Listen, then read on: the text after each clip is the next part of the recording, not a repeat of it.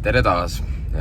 Olen siis uues autos hetkel, milleks on seekord Hyundai Ioniq ja praegu ma teen siis oma esimesi meetreid. Ja see auto on hetkel Nissanist juba selle võrra erinev, et see sisustus näeb parem välja, mis mulle väga meeldib ja sõidukogemus on ka natukene erinev. Et siin ei ole seda e-pedaali praegu, aga siin siiski on olemas selle jaoks sarnane asi. Ma täpselt ei tea, kuidas seda kutsuda, aga sa saad siin muuta siis 3 palli skaalal, kui tugevalt või kui palju ta siis energiat kogub pidurduse pealt. Ja kuna mul on hetkel 3 palli peal see, ehk siis maksimumi peal, siis võib öelda, et ta on väga sarnane e-pedaalile. Ma sain siis auto täislaetuna, 99% oli, kui ma autosse astusin ja näitas alguses, et saan sõita 290 kilomeetrit. Praegu on juhtunud siis huvitav asi, nimelt ma ühendasin oma telefoni Bluetoothiga ära ja mul tuli kõne sisse ja ma panin selle, sain läbi auto räägitud, aga ma kõne telefonis kinni panin, siis ei ole autos kinni jäänud ja hetkel jookseb mul 6 minut, kui kõne kestis 20 sekundit. Tänu sellele ma ei saa praegu kuulata muusikat, ma ei saa, kui ma vajutan ekraanil end nuppu, ei juhtu mitte midagi. Aga on niimoodi, et mina olen 193 ja minul surub kael nagu pikad inimesed siin ei saa. Kolmekesti oleks veel eriti hull, ma kujutan ette. See ruum on olemas, mul on praegu see liiga ees, kuna ma ei saa seal laiutan ees, aga ma kujutan ette, et istuda on okei, aga jah, siit on see lihtsalt pea käib vastu, sest et see auto katus vajub siit lõbusaks kiiresti. Siin on see, nagu ikka. Tahavaate peeglis on minu jaoks on see probleem olnud, et seal on see joon on ees ja see natukene häirib, sest seal on siuke teema. Proovime siis jälle magamisvõimalust. Kui eelmises Nissan Leafis oli vaata see aste siin, siis siin on selles suhtes on hästi, et siin saab visata pikali. No, aga tead isegi? No põhimõtteliselt saab. Idee poolest, kui lükata need toolid ette. Kui lükata toolid ette siin. Siis midagi saab, hädakorras saab. Hädakorras saab, aga tahaks tegelikult teistpidi olles praegu on see probleem, et kui ma niipidi viskan, siis see on vaata üles poole, et kõik veri langeb pähe, mis ei ole kõige mugavam vist magamise juures. Võta sa, ma võtan jalanud ära, siis mul käivad kiiresti need ära. No, minul on diagonaalis natuke. No, ütleme niimoodi, et minu puhul, kui inimene suudab terve omaga tealet, siis ei kurdaks tegelikult isegi. Kui sa pakud üheks keset Tallinna Narva.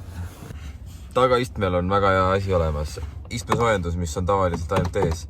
Nii et see on väike pluss. See tagant luuk on. Ikka tõmbamisega siin ei ole päris. Aga ta on päris suur ka vist. Nissan Leafiga võrreldes on ta ikka suur. Siin on nüüd selline üks, mis Nissan Leafil ei olnud, ehk siis kui ma peaksin Elmosse minema sinna kiirtanklasse, siis ma pean panema selle sisse ja siis see muutub vist Elmo otsaga siin aru.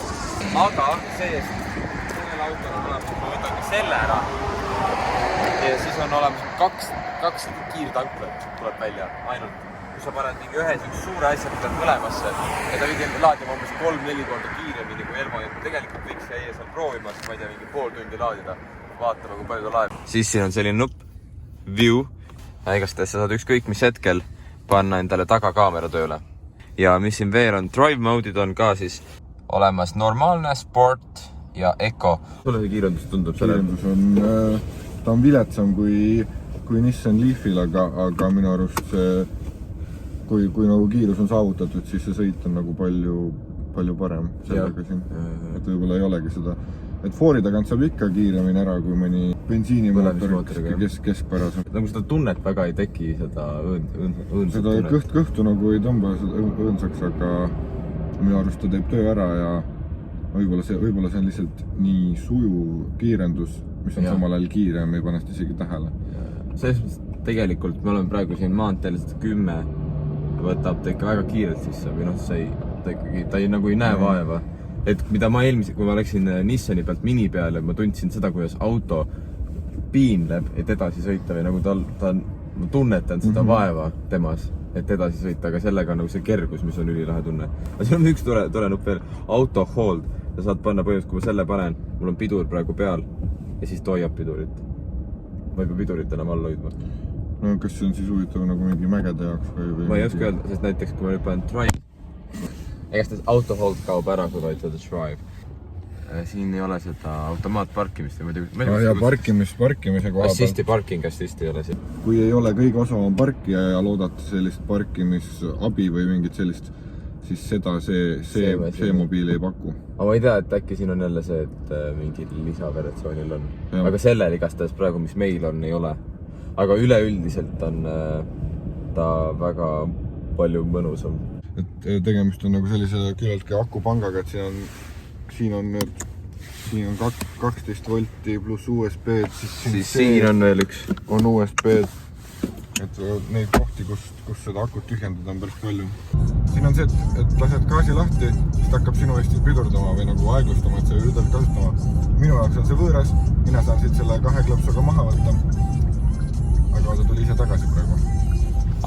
Sul on sellepärast, et see on Eco peal, et ma võtan Eco pealt ära sealt. Kui meeldib, et siis ta veereks edasi, kui ma lasen gaasi lahti ja siis ma ise piduriga timmin. Et see ühe pedaali asi on nagu natuke võõras hetkel.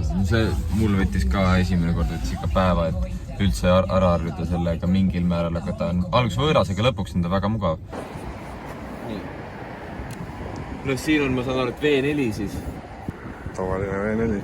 Siin on vaja mingit hooldusvedelikke ka sisse panna või peale klaasipuhastusvedelikku. Ma ei kujuta ette.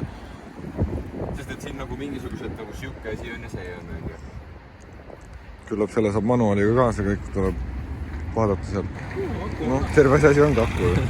Näeb tupp ära küll.